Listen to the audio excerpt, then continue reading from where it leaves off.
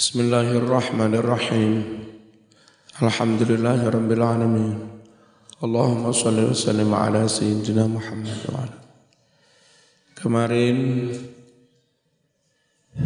yang nomor 20 itu membuktikan bahwa Imam Syafi'i itu biasa sowan ke kiai sepuh gurunya, terus tashih Quran sampai khatam, ya. Ternyata gurunya juga karomah dawuh menjadi kenyataan. Insya Allah zaman akan langgeng Imam Syafi'i. Ternyata juga langgeng sampai sekarang. Itu diambil dari kitab Zakhiratus Saminah, karangan Kiai Sarwani dari Kalimantan, Banjar, makamnya ada di Bangil, ya, Kiai Sarwani. Terus katanya orang-orang di luar NU, Imam Syafi'i katanya berpendapat kirim doa tidak bisa. Ternyata ini yang nomor 21, Imam Syafi'i dawuh, kalau mendoakan yang hidup boleh, tentu mendoakan teman yang sudah mati juga boleh. Dan insya Allah berkah doa itu akan sampai kepada si mayit. Ini sekaligus menyanggah, mematahkan ada orang di luar NU mengatakan katanya Imam Syafi'i berpendapat enggak boleh kirim doa, ya. Nomor 22. An Abi Hurairah radhiyallahu anhu annar rajula setuhune wong lanang iku kala matur sapa rajul lin nabiyyi, lamnya loro ya kurang satu, lin nabiyyi matur maring Kanjeng Nabi sallallahu alaihi wasallam. Piye lek matur, inna abi mata walam yusi, setuhune bapak ingsun iku wis mati, walam yusi lan durung wasiat sapa bapak, mati belum sempat berwasiat. Afayan fa'uhu, apa to manfaati ing bapak, intasoddaqtu lamun sedekah sapa ingsun.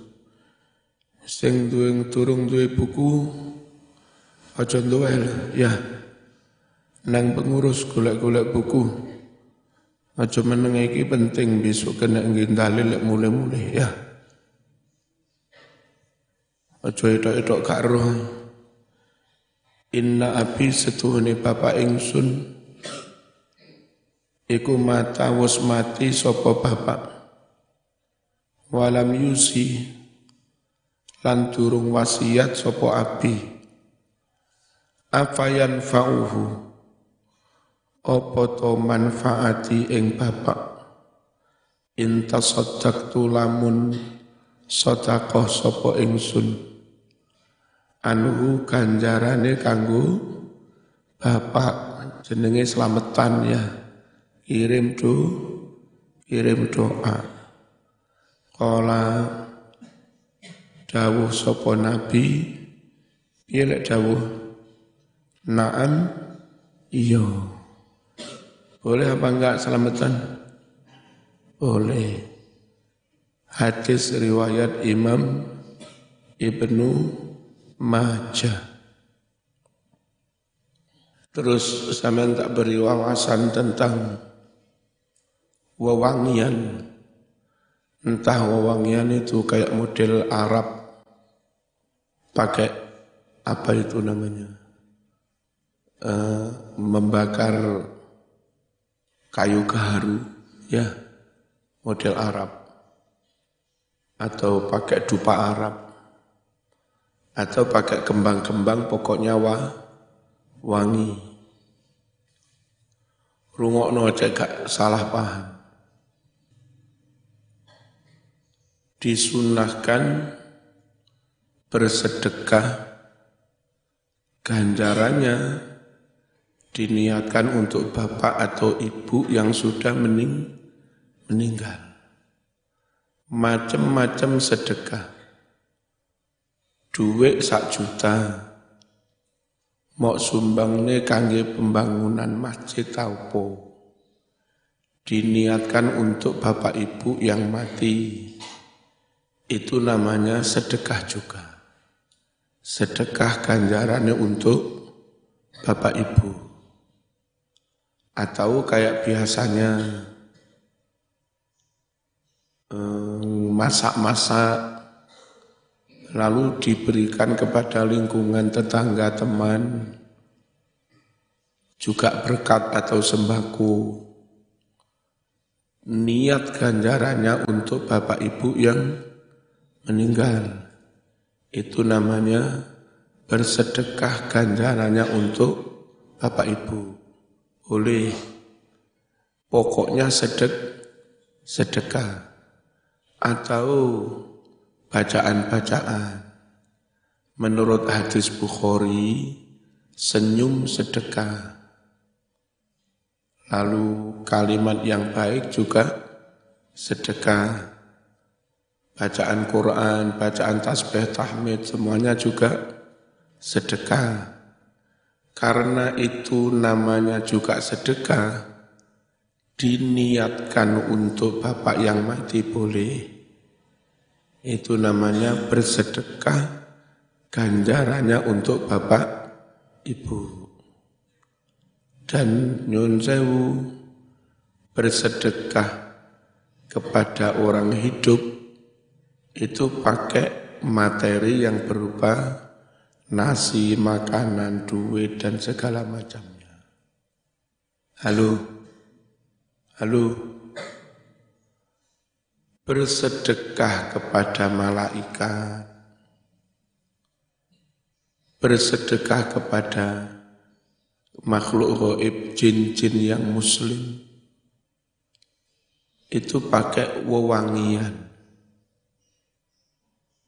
Malaikat itu suka yang wangi-wangi. Niatnya para habaib atau kiai-kiai dalam acara maulid atau apa, bakar yang wangi-wangi, ya, itu di samping niatnya untuk wewangian ruangan, gawe nyenengne malaikat. Gawe nyenengne makhluk-makhluk gaib, jin yang muslim. Nah, itu namanya juga sedekah. Yang ganjarannya diniatkan untuk bapak ibu yang sudah meninggal. Wewangian itu pakai begitu boleh, namanya wewangian. Kembang yang biasa dipakai orang Jawa, itu wangi banget kan? Halo, itu namanya juga wewangian. Bagi muslim yang ada di Jawa, tidak harus meninggalkan tradisi Jawa. Kembang-kembang dibuat disaduk ojo. Halo, tapi percaya bahwa itu untuk sesembahan danyang yo ojo. Bahwa itu untuk sesembahan Nyi Roro Kidul yo ojo. Lah terus piye? Tetap dipakai enggak apa-apa. Orang Arab sekarang melanjutkan tradisi orang Arab terdahulu. Bakar gaharu, bakar dupo, bakar kemenyan Arab. Enggak apa-apa orang Jawa melanjutkan tradisi pakai kembang. Tapi dipahami dan ditoto niate. Untuk apa itu?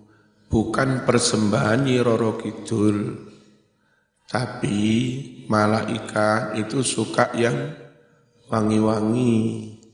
Jin-jin muslim itu suka yang wangi-wangi. Makhluk gaib itu suka yang wangi-wangi. Niatnya itu nyenengne kepada mereka. Sedekah kepada jin-jin yang muslim. Paham? Paham apa enggak?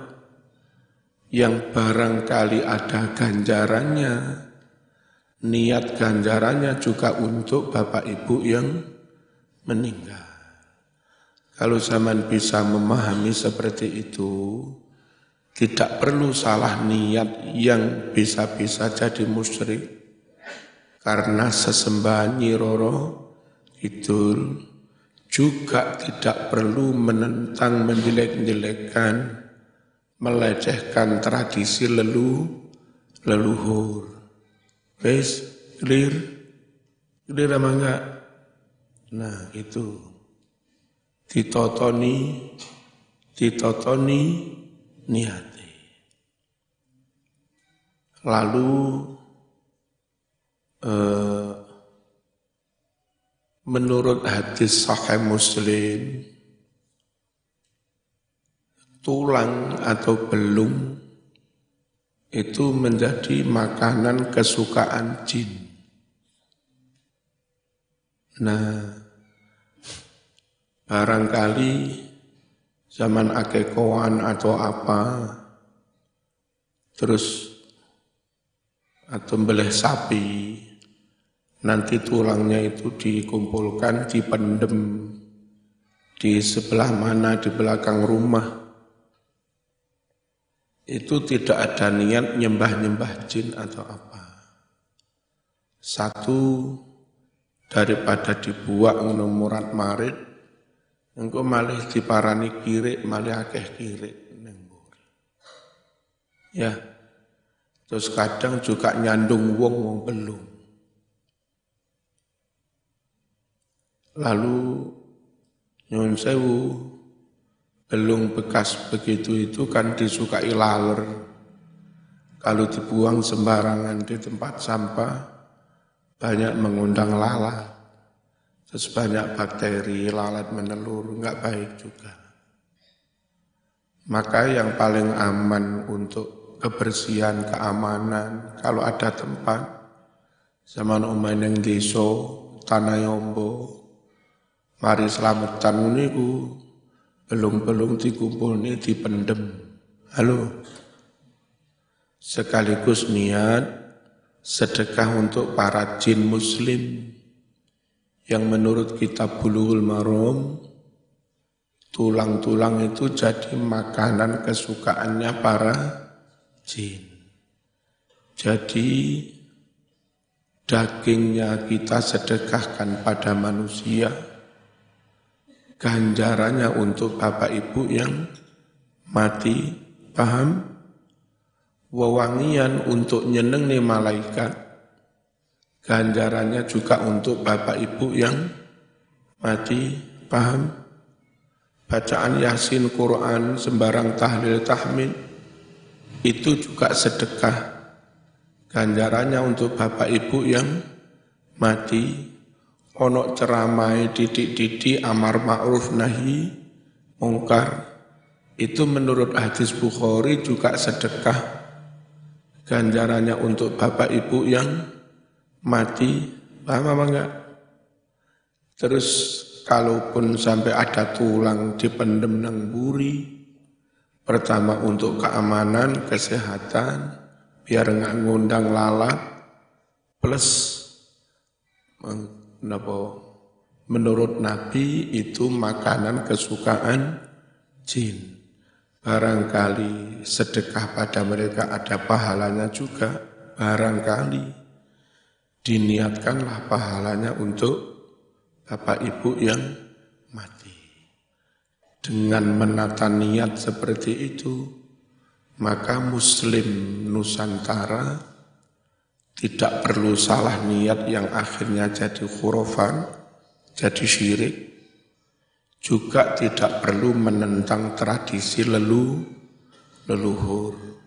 Zaman niku dudu Eropa, Jawa, Madura, Sunda, Bilung, Sumatera. Zaman niku ya dudu Arab, zaman niku Jawa, Madura. Selagi tradisi itu enggak bertentangan dengan agama, enggak perlu ditentang-tentang, enggak perlu disaduk-saduk. Wis. Lalu kepercayaan orang Jawa enggak boleh selamatan, enggak boleh menggelar acara mantu besar-besaran sebelum mulut. Sebaiknya kalau menggelar acara mantu selamatan setelah mulut. Itu bukan khurafat, bukan syirik.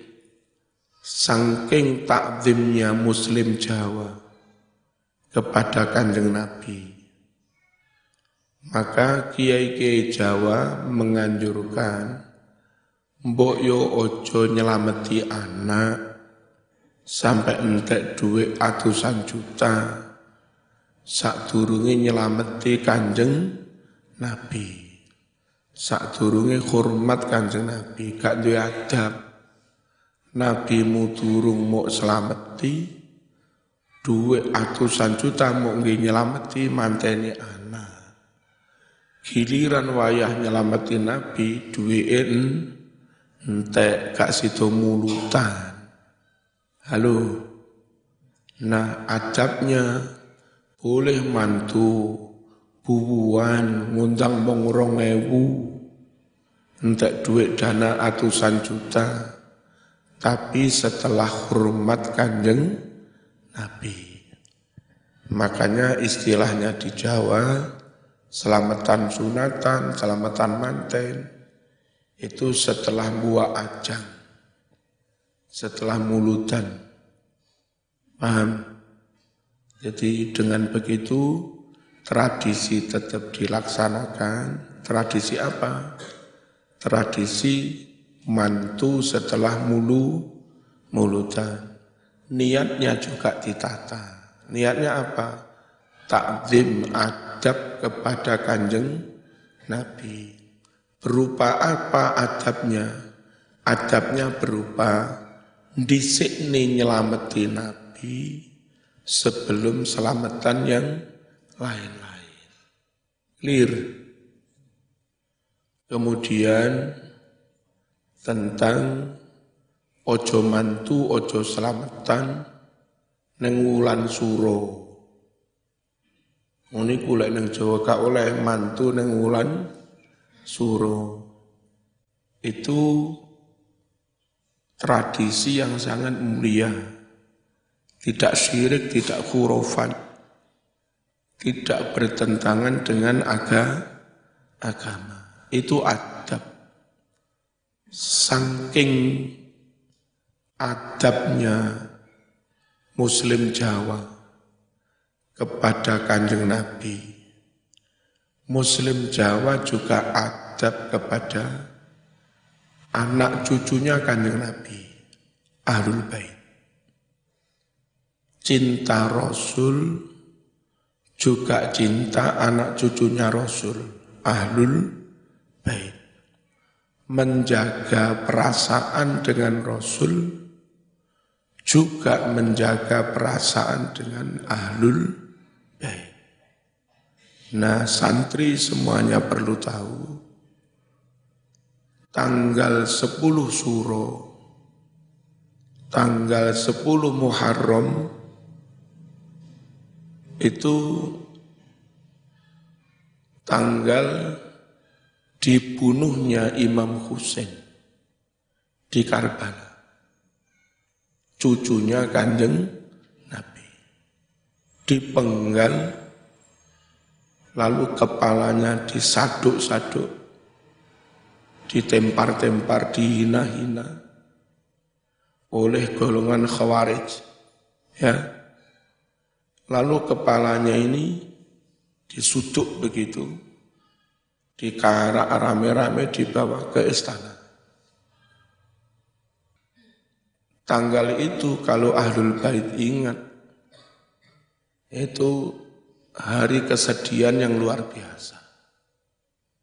Hari di mana salah satu cucu Rasul dibunuh dengan cara biadab kayak begitu.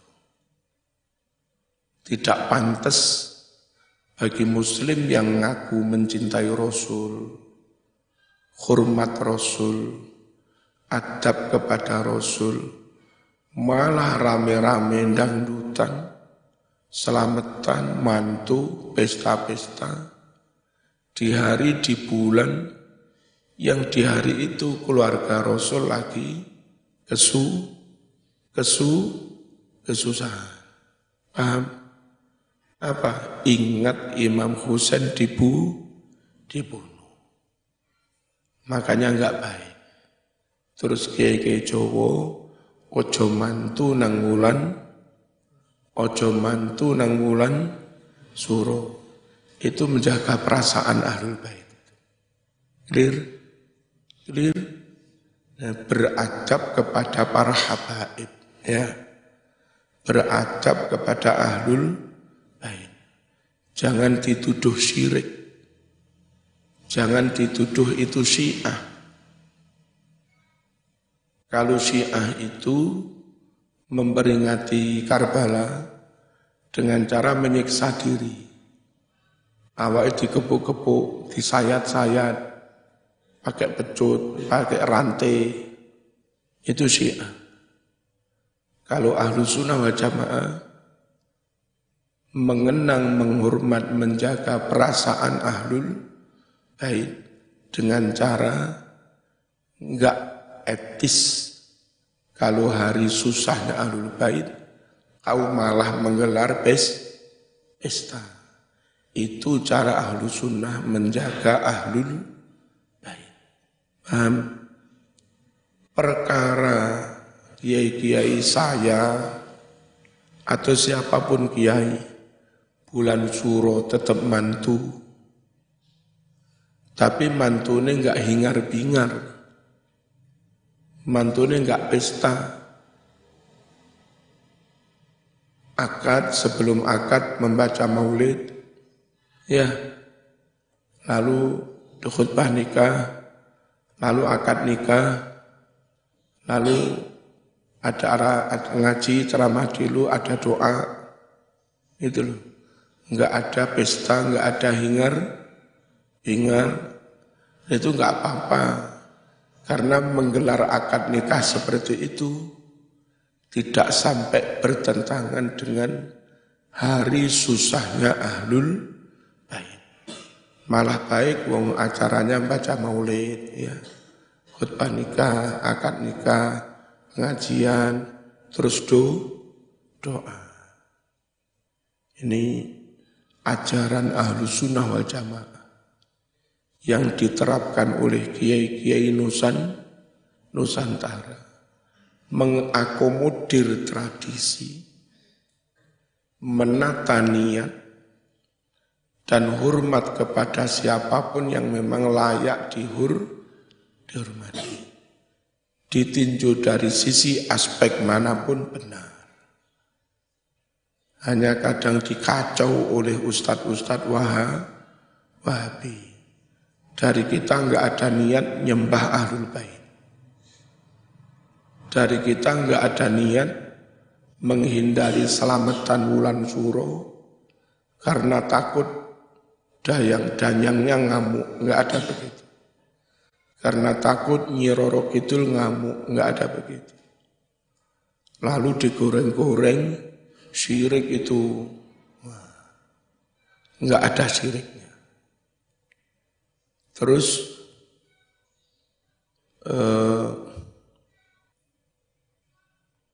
menghindari pesta-pesta di bulan Suro. Itu insya Allah kalau sikap seperti itu menyebabkan Nabi ridho, anak cucunya Nabi juga ridho. Ridhonya, senengnya Nabi, ridhonya, senengnya Ahlul Bait, itu malah bisa menjadi penyebab wasilah Allah juga ridho. Dan kalau Allah ridho, maka dengan kehendaknya Allah menghindarkan malapetaka, musibah.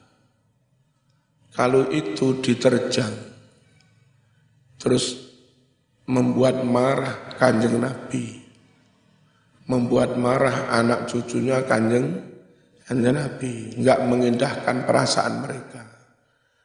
Terus mereka tersinggung banget, ghadab banget. Ghadabnya anak cucunya Nabi bisa menyebabkan ghadabnya Gusti Allah. Lalu kalau Allah ghadab, bisa saja Allah menurunkan bala malapetaka musibah. NU memahami kalau gara-gara menggelar pesta di bulan Suro, lalu khawatir terjadi musibah. Musibah itu terjadi enggak karena ngamuknya Nyi Roro Kidul, enggak karena ngamuknya Danyang, lalu mau obong nih kemenyan, enggak. Tapi karena Allah ghadab. Allah ghadab karena kamu membuat tersinggung marah Ahlul Bait. Paham? Nah, sekali lagi NU enggak punya pretensi kepentingan, visi misi, menabrak, menentang tradisi. Tapi NU juga tidak ingin dalam rangka melestarikan tradisi, lalu agak berbau kemusyrikan. NU clear di saat melestarikan tradisi, tetap menjaga ketauhidan. Di saat harus menjaga ketauhidan, NU tetap saja bisa sambil menjaga ketauhidan juga menjaga tradisi. Dengan begitu berislam bertauhid tidak harus benturan dengan masyarakat, bergaul dengan masyarakat, melestarikan tradisi, tidak harus kehilangan iman. Tidak harus kehilangan ketauhidan. Anak-anak santri, kiai-kiai NU, calon kiai-kiai NU ini harus paham. Kalau enggak paham, zaman terjebak pada dua hal yang salah. Terjebak pada khurafat dan kemusyrikan, ente salah. Terjebak model Wahabi, tabrak semua. Akhirnya enggak jadi dakwah. Perang dengan masyarakat itu juga enggak benar. Bismillahirrahmanirrahim. Itu tadi macam-macam sedekah. Tulang dipendem, niatnya disedekahkan untuk para jin muslim. Wewangian bakar dupo Arab atau apa, atau pakai kembang, niatnya nyenengne malah ikat dan makhluk gaib. Seko niatnya nyenengne sing urip. Halo, bantuan duit niatnya kangge jariah pembangunan. Semuanya itu kalau ada ganjarannya diniatkan untuk bapak ibu yang mati. Ani bin Abbasin, riwayat saking Ibnu Abbas, Anna sing bener anna ya tutu inna. Anna rajulan setuhune ana wong lanang iku kala matur sapa wong lanang mature ya Rasulullah inna ummi setuhune ibu ingsun iku tuwafiyat wus wafat sapa ummi afayan fa'uha apa to manfaati ing ummi in tasaddaqtu lamun sedekah sapa ingsun anha ganjarane kanggo ummi berarti selamatan kirim doa qala Kanjeng Nabi dawuh naam iyo ganjarane sedekah bisa bermanfaat untuk ibu yang sudah meninggal. Riwayat Imam Bukhari. Paham ya? Sedekahnya berupa apa? Berupa macam-macam. Nasi, berkat, duit, wewangian, bacaan-bacaan, ceramah. Itu namanya semuanya sedekah. Berikutnya, man utawi sapa wonge iku tala maca sapa man maca apa qul huwallahu ahad mi'ata alfi marratin ping 100.000 di Blitar orang mati dibacakan qul huwallahu sebanyak 100.000 bahkan kadang lebih. Itu niatnya fidak menebus dosanya mayit. Lah dalilnya ini. Sapa wonge maca qul huwallah ping pira? Ping pira? Ping 100.000. Faqad ishtaro mongko teman-teman wis tuku wis menebus sapa wong nafsahu ing awake minallah dari siksaan Allah berarti wis free dosane wis ditebus nek gelem maca atau diwacane qul huwallah ping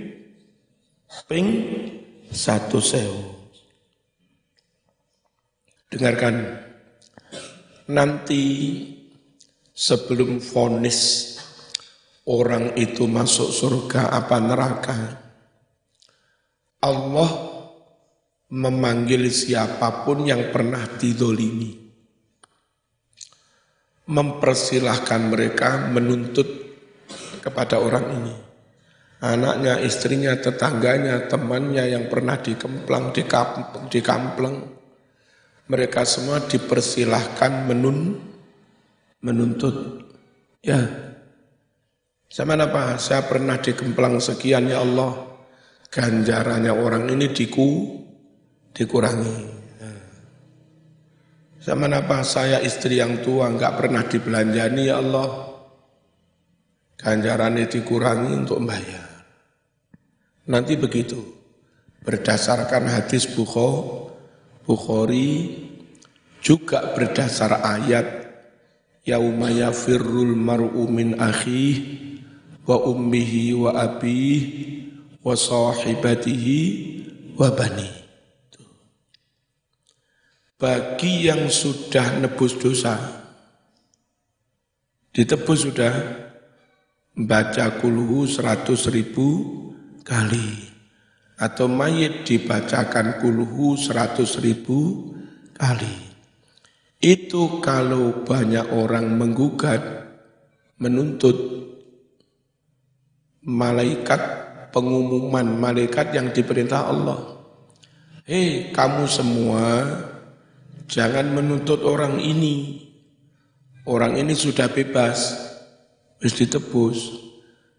Kalau kamu ingin jaluk idol, menuntut ganjaran tadi, karena merasa pernah dizalimi, yang membebaskan, yang menuntut orang ini, yang membebaskan, menebus dosa orang ini Allah. Maka kamu silahkan minta langsung kepada Gusti Allah. Nanti begitu. Nah ini tak baca lanjutnya. Wanada dan menyeru pengumuman sapa munadin malaikat kang dadi juru penyeru. Ana malaikat sing dikongkon pengumuman min qibalillah, malaikat sing pengumuman mau saking ngarsane Gusti Allah. Pengumuman di mana? Publikasi woro-woro ini fi samawati ing dalem langit Gusti Allah, wa fi ardihi lan ing dalem bumine Gusti Allah. Bagaimana woro-worone? Ala ingat. Inna fulanan, sungguh si fulan yang kamu gugat-gugat itu, si fulan yang kamu tuntut-tuntut itu, atiqullah, orang yang sudah dibebaskan Gusti Allah. Apa dibebasno? Wis diwacane kuluhu 100.000 kali. Terus bagaimana kami nuntut pada siapa?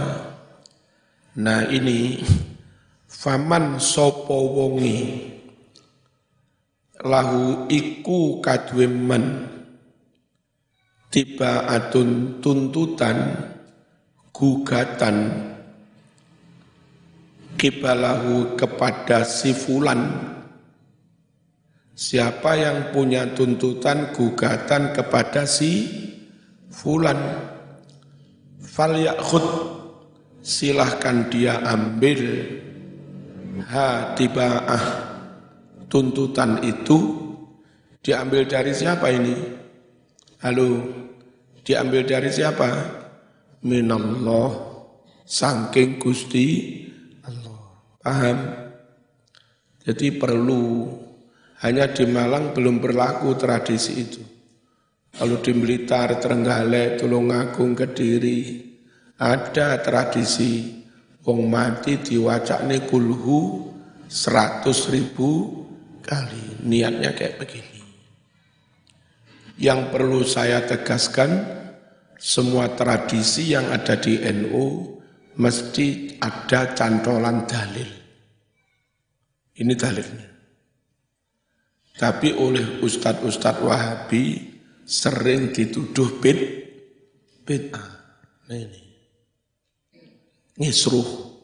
Ya, ngisruh. Riwayat Imam Bazzar dari Anas bin Malik. Hadisnya marfu. Apa marfu itu? Langsung dari Kanjeng Nabi. Diambil dari kitab apa? Tuhfatul Murid. Judul kitabnya Tuhfatul Murid.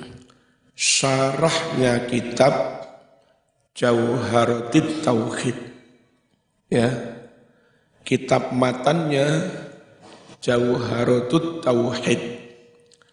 Disyarahi, kitab syarahnya berjudul Tuhfatul Murid, halaman 140.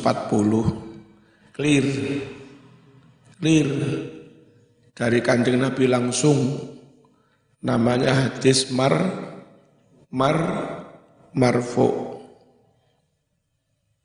An Abi Hurairah radhiyallahu anhu annan nabiyya sallallahu alaihi wasallam iku kana ono sapa nabi ono iku yajharu mbanterake sapa nabi bil basmalati bacaan